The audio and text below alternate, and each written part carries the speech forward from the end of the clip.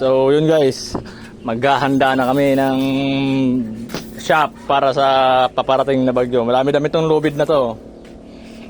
Baka may mga problema kayo dyan, hindi na malutas-lutas. Itong kasagutan. Tapos maglilinis ako ng mga sanga. Kasi baka bumagsak sa bahay. Yung malaking puno na yun. Oh. Yun yung delikado. Baka bumagsak. Ito yung gagamitin kong itak.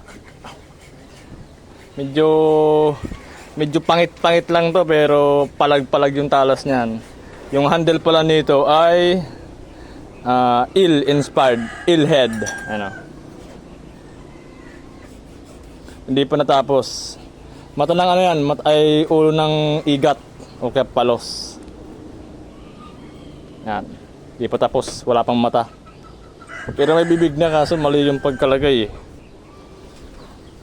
And ito yung tomahawk na malupit.